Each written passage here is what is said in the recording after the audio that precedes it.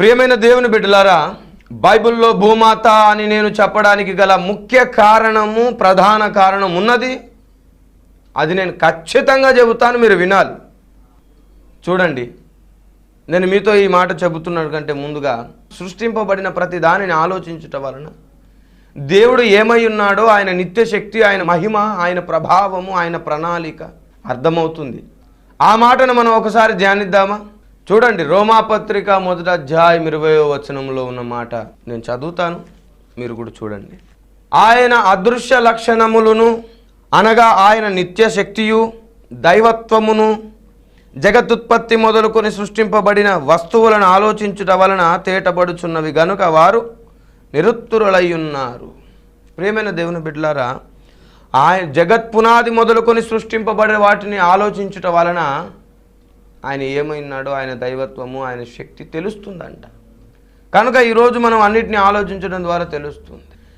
క్రీస్తుని అంగీకరించిన వారు భూమాత, భూదేవత, భూతల్లి అని పిలవడానికి ఇష్టపడరు. అసలు ఆ మాటే లేదు అని అంటారు, కొట్టిపారేస్తారు ఒక మాటలో. జ్ఞాని అన్నిటినీ వివేచించును, జ్ఞాని అన్నిటినీ తాలును, జ్ఞాని అన్నిటినీ పరిశీలించును అంటాను నేను. ఎందుకంటే జ్ఞానం కలిగిన వాడు చాలా శ్రద్ధగా, ఓపిక కలిగి అన్ని విషయాల్ని పరిశీలిస్తాడు. ఏదో మిడిమిడి జ్ఞానంతో లేదు, కాదు, కూడదు అనడు. అలా అన్నవాడు మిడిమిడి జ్ఞానము. అలాంటి స్థితిలో సంఘం ఉండకూడదు. ప్రియమైన వారులారా, అసలు భూమిని భూమాత, భూతల్లి అనవచ్చా, అనకూడదా? ఈరోజు చాలామంది లోకంలో ఉన్నటువంటి వారు, రక్షింపబడిన వారు, చనిపోతే నరకానికి వెళ్ళిపోయేవారు, వాళ్ళు ఒకవేళ క్రీస్తుని అంగీకరిస్తే త్వరగా వాళ్ళు మరణించిన తర్వాత కూడా స్వర్గరాజ్యం వస్తారు. అలాంటి వారి గురించి చెప్తున్నాను నేను. ఇంకా ప్రభుని అంగీకరించని వారు భూమిని తల్లి అని పిలుస్తారు. మన దేశంలో మరి ఎక్కువగా ఆ మాట తెలుసు, ఇంకెక్కడ ఎక్కువగా పిలువరు దాన్ని. భూమాత, భూతల్లి అంటారు. దానికి సగటు క్రైస్తవుడు ఒప్పుకోడు. ఎందుకు అంటే అది విరుద్ధం అండి, తప్పండి అంటారు. అవును, నీ సొంత జ్ఞానమా అది, బైబిల్ జ్ఞానమా అంటే సొంత జ్ఞానమే. భూమిని తల్లి అనవచ్చా, అనకూడదా అని మనము బైబిల్ని అడిగి తెలుసుకొని అటు తర్వాత జవాబు చెప్పాలి. చూడండి, బైబిల్లో భూమాత అనే ఈ అంశం ద్వారా మీరు చాలా విషయాలు నేర్చుకోబోతున్నారు. శ్రద్ధగా ఆలకించండి. ఏమండి, భూమిని తల్లి అని పిలవచ్చా, పిలవకూడదా అని చెప్పి భక్తులను అడుగుదాం. మొదట మనం యోబు భక్తులను అడుగుదాం. యోబు గారు, మీతో దేవుడు సుడిగాలిలో వచ్చి డైరెక్ట్గా మాట్లాడాడు కదండి, దయచేసి మాతో చెప్పండి అని చెప్పి ఆయన అడుగుదాం. యోబు గ్రంథం 1వ అధ్యాయం 21వ వచనం మీరు చూడండి. నేను నా తల్లి గర్భములో నుండి దిగంబరినై వచ్చి తిని. ఎక్కడి నుంచి వచ్చాడంట? తల్లి గర్భములో నుండే దిగంబరిగా వచ్చాడంట. దిగంబరినే అక్కడికి తిరిగి వెళ్ళేదను అన్నాడు. ఎక్కడికి వెళ్తాడంట తిరిగి? ఇప్పుడు నేను నా ఇంటి నుండి వచ్చి తిని తిరిగి వెళ్తానంటే ఎక్కడికి వెళ్తానని అర్థం? ఇంటికే వెళ్తాననే కదా. నేను నా తల్లి గర్భము నుండి దిగంబరినే వచ్చాను, తిరిగి అక్కడికి వెళ్తానంటే ఎక్కడికి? మళ్ళీ తల్లి గర్భంలోనికేనంట. ఎలా సాధ్యపడుతుందండి? తల్లి గర్భం నుంచి రావడం ఓకే, మళ్ళీ తల్లి గర్భంలోనికి పోవడం ఎలా సాధ్యపడుతుంది? కుదరదు. మరి యోబు ఎవరిని తల్లి అని పిలుస్తున్నాడు? ఒక మానవుడు మరణం తర్వాత ఎక్కడికి వెళ్తాడు? భూగర్భంలోనికి. కనుక భూమిని యోబు భక్తుడు తల్లి అని వర్ణిస్తున్నాడు. అప్పుడు కొందరు అనొచ్చు, వచ్చిన దగ్గర నుంచే వెళ్తాను అంటున్నాడు కదండి, ఆయన భూమిలోంచే వచ్చాడా? మళ్ళీ భూమిలోనికి వెళ్ళడానికి తల్లి గర్భం నుంచి వచ్చి భూమిలోనికి వెళ్తున్నాడు కదా. అయ్యా, దీంట్లో ఒక మర్మం ఉందండి. ఏ మానవుడు కూడా మొదట మన తల్లి గర్భంలో నుండి రావట్లేదు. నిజానికి భూగర్భం నుండే వస్తున్నాము, మరణం తర్వాత కూడా భూగర్భంలోనికి వెళ్తున్నాం. అది వాస్తవం. ఎందుకు అంటే మన ఆత్మలు భూగర్భంలో నిర్మించబడుతున్నాయి, తిరిగి అక్కడికే వెళ్తున్నాం మనం. అయితే దానికి సంబంధించిన విషయం నేను ఇక చెబుతుంటాను, జాగ్రత్తగా వినండి. దావీదు భక్తుని ఒకసారి అడుగుదాం. 139వ కీర్తనలో 15వ వచనం చదువుతాను, చూడండి. నేను రహస్యమందు పుట్టిన నాడు భూమి యొక్క అగాధ స్థలములలో విచిత్రంగా నిర్మింపబడిన నాడు అంటాడు. ఈయన రహస్యంగా పుట్టాడంట. ఎక్కడ? భూమి యొక్క అగాధ స్థలములలో విచిత్రంగా నిర్మించబడ్డాడు. దేవుడు మన ఆత్మలను భూగర్భంలో తయారు చేస్తున్నాడండి.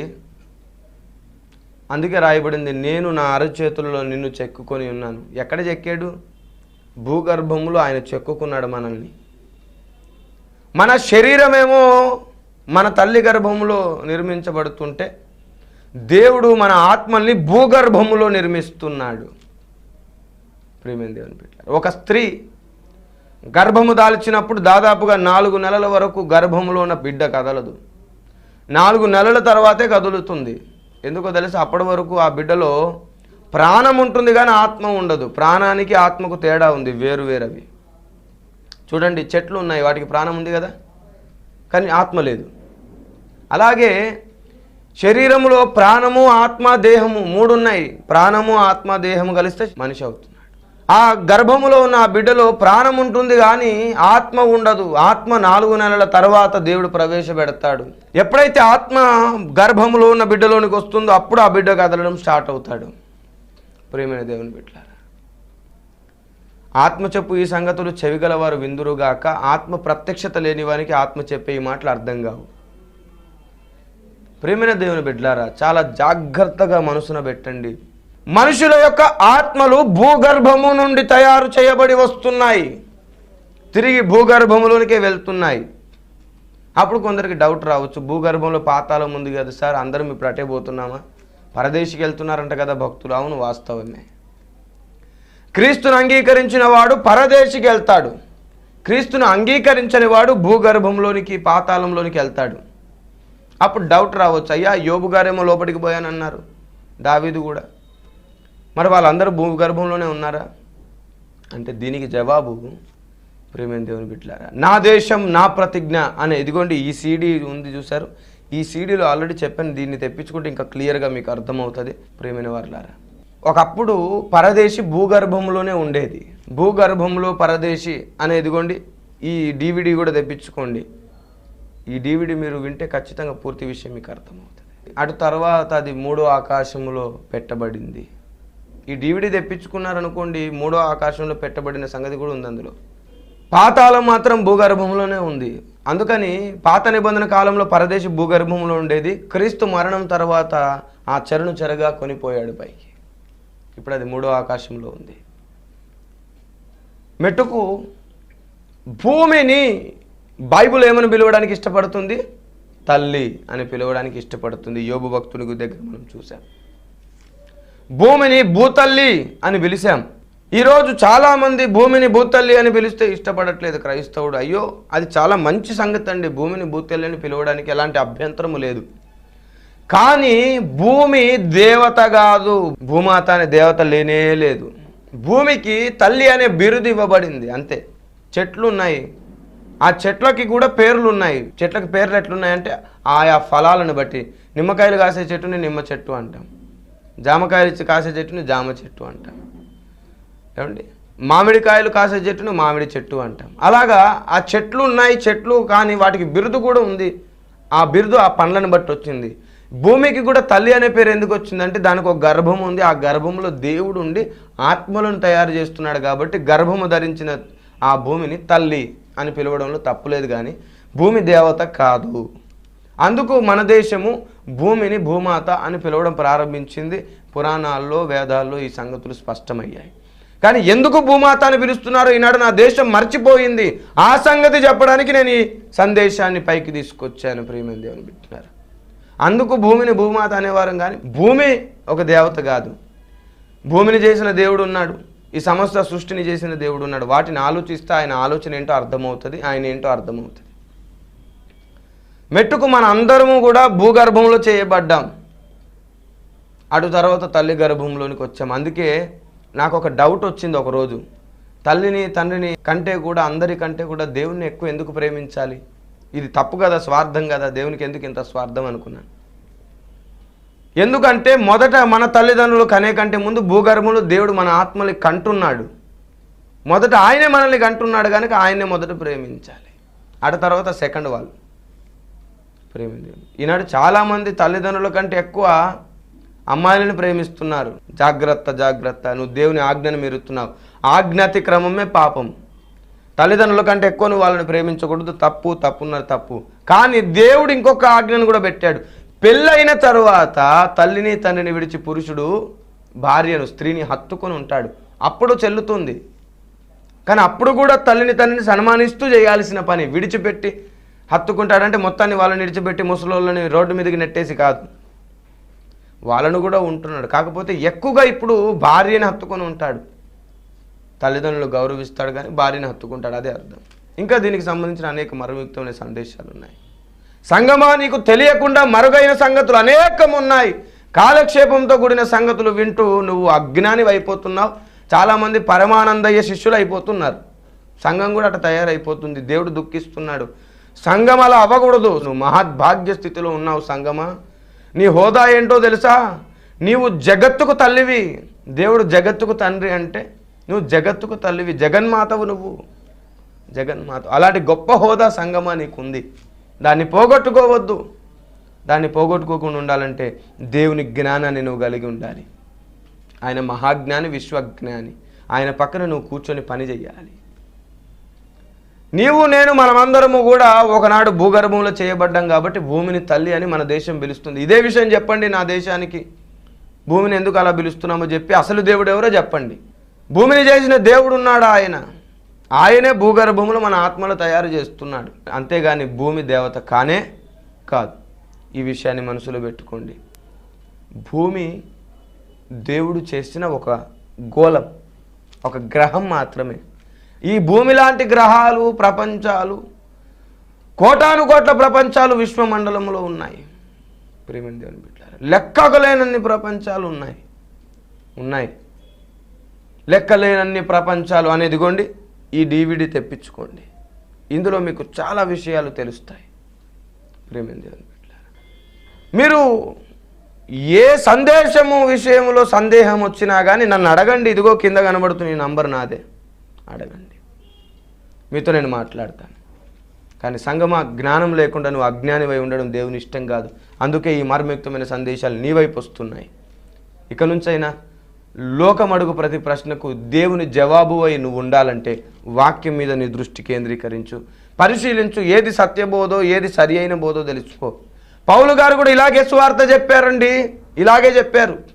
యూదుల దగ్గరికి వెళ్ళినప్పుడు ధర్మశాస్త్రము పాటించని వాడు అయినప్పటికీ ధర్మశాస్త్రము పాటిస్తున్న వానికి ధర్మశాస్త్రము గలవానిగా నేను ఉంటిని అన్నాడు. బలహీనునికి బలహీనుడుగా ఉంటిని అన్నాడు. జ్ఞానం గలవాడికి జ్ఞానం, బలహీనుడుకు బలహీనుడు.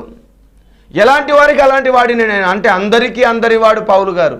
ఈరోజు క్రైస్తవ సంఘం అంతా కూడా అలా ఉంటే అందరికీ అందరి వారు ఈ సువార్త చెబితే గొడవలు, అల్లర్లు, మత విద్వేషాలు రాకూడదు కూడా. రావడానికి ఆస్కారం ఉండదు.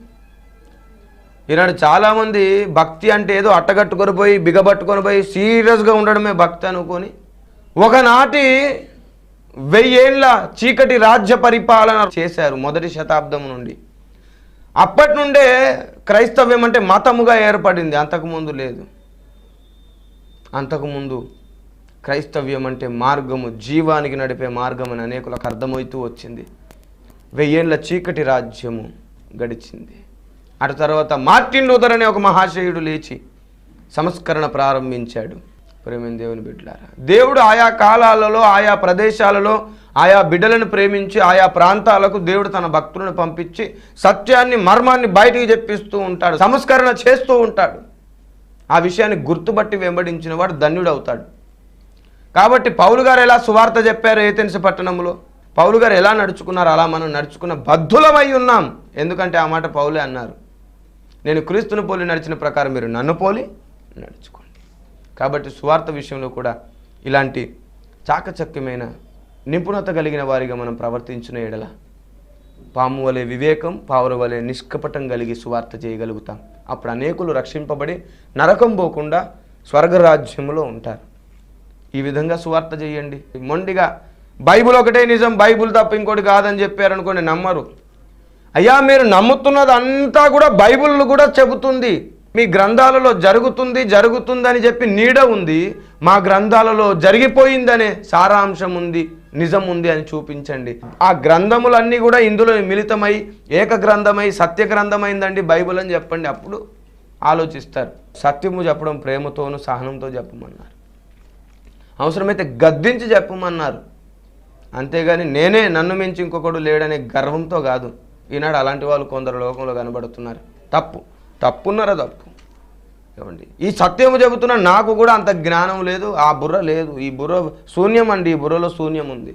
ఈ శూన్య ప్రదేశాన్ని దేవుడు ఆక్రమించుకున్నాడు కనుక మీ ముందుకు ఇలా రాగలిగాను. లేదంటే ఒకప్పుడు చిన్నతనములో నన్ను అందరూ వెలివేసినప్పుడు, నా తల్లిదండ్రి ప్రేమ నాకు లేనప్పుడు, ఆ జ్వరం వచ్చి ఏడుస్తున్న ఆ సమయంలో కుక్క ఒడిలో పడుకున్న రోజు నాకు గుర్తుంది. ఈరోజు దేవుని ఒడిలో ఉన్నాను. ప్రతి ఒక్కరి జీవితానికి దేవుడు ఒక ప్రణాళిక వేశాడు. ఆయన పిలవాలంటే మొదట నీవు ఆయనకు విధేయుడవై ఉండాలి. నిలబెడతాడు. నన్ను నిలబెట్టిన దేవుడు నిన్ను నిలబెడతాడు. కుక్క ఒడిలో నుంచి ఆయన ఒడిలోనికి తీసుకొని ఈరోజు దేశవ్యాప్తంగా బలంగా వాడుకుంటున్న నా దేవుడు నిన్ను కూడా వాడుకుంటాడు. వాడుకోవాలంటే నీకు పౌలన్న గారు ఇలాంటి విశాల హృదయం రావాలి. అంతేగాని నాకు తెలిసిందే కరెక్ట్, నేను దీన్నే వెంబడిస్తానని గుడ్డి ప్రయాణాలు చేస్తే దేవుడు వాడుకోడు. అప్పుడు మిమ్మల్ని మీరు నిరూపించుకొని పడిపోవాల్సి వస్తుంది. మిమ్మల్ని మీరు నిరూపించుకోవద్దు, మిమ్మల్ని మీ దేవుడు నిరూపించుకునే అవకాశం ఇవ్వాలి. అప్పుడు శాశ్వతంగా మీరు గనులు అవుతారు. కనుక ప్రియమైన దేవుని బిడ్డలారా, ఇక నుండి అయినా సువార్తను సరిగా చేస్తూ, సువార్త మర్మం ఇంకా ఆగిపోలేదు, ఆ మర్మం ఏంటో గుర్తుపడుతూ అనేకుల్ని పాము వలె వివేకమై, పావురం వలె నిష్కపటమై సరిగా రక్షించుకొని కొందరిని అగ్నిలోంచి లాగినట్లు ఏ విధము చేత నేను లాగితే వారు రక్షింపబడతారండి. వారు రక్షింపబడతారు. అంతేగాని మన మూర్ఖత్వంతో కొందరిని అగ్నిలో పడేస్తున్నాం మనం. తప్పది, మార్చుకుందాం. అలా మార్చుకొని చాకచక్యంగా దేవుని స్వార్థ చేద్దాం. మెట్టుకు నేను చెబుతున్న విషయం, భూమిని తల్లి అనవచ్చు, కానీ భూమి దేవత కాదు. చెట్లు దేవత కాదు, పుట్ట దేవత కాదు, అసలు ఏ దేవుళ్ళు కాదు. దేవుడు ఒకడున్నాడు, ఆయన ఉన్నాడు. ఆయన సృష్టిని చేస్తున్నాడు. ఈనాడు సృష్టిని చేసిన దేవుని విడిచిపెట్టి సృష్టిని పూజిస్తున్న దౌర్భాగ్యం పట్టింది నా దేశానికి. అది ఆ బాధ నాలో ఉంది. మత మార్పిడి మనకొద్దు, సత్యదేవుడు మనకు కావాలి. అంతే. వెదకండి, వేదాల్లో వెదకండి, మత గ్రంథాల్లో వెదకండి, సత్య గ్రంథాల్లో వెదకండి, సత్యదేవుడు ఎవరో వెదకండి చాలు. ఆ విధమైన పరిశీలన జ్ఞానం ఉంటే మీరు దేవుని భార్య స్థానంలో ఉండడానికి యోగ్యులవుతారు. ఇక నుండైన వాక్యాన్ని నిర్లక్ష్యం చేయొద్దు, ఏ గ్రంథాన్ని నిర్లక్ష్యం చేయొద్దు, ఎవరిని విమర్శించి ఎవరిని దూషించవద్దు. పొరపాటును సరిచేయడానికి కోపగించుకో, పొరపాటును సరిచేయడానికి గద్దించు. నీ తమ్ముడు, నీ స్నేహితుడు, నీ బంధువు ఎవరైనా పొరపాటు చేస్తే గద్దించమన్నాడు పౌలు గారు. 1-2 సార్లు చెప్పి చూడు అన్నాడు. వినకపోతే అప్పుడు న్యాయాధిపతి అన్నాడు.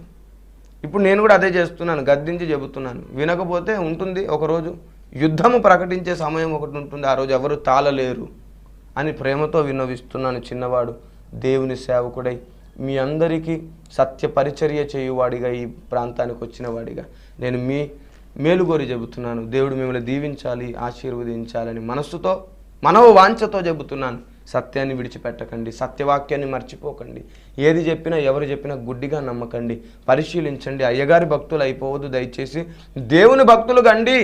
అయ్యగారి పాదపరిచర్య చేసుకోండి, అయ్యగారిని వెంబడించండి. కరెక్ట్గా ఎలీషా సంబంధాలు ఎలాగైతే ఉన్నాయో అలాగా ఎలీషా వంటి మనస్సు కలిగి అయ్యగారులను వెంబడించడం అంటే ఊరికే వెంబడించకూడదు కాదు, శిష్యత్వం కలిగి ఉండాలి. అసలు సేవకుని వెంబడించడం అనేది చాలా ప్రాముఖ్యం, చాలా జాగ్రత్తగా వెంబడించాలి. కానీ గుడ్డిగా ఏది చెప్తే అది నమ్మకూడదు, పరిశీలించి నమ్మాలి. బెరియా సంఘం పౌలు గారి విషయంలో అలాగే ఉంది కదండి.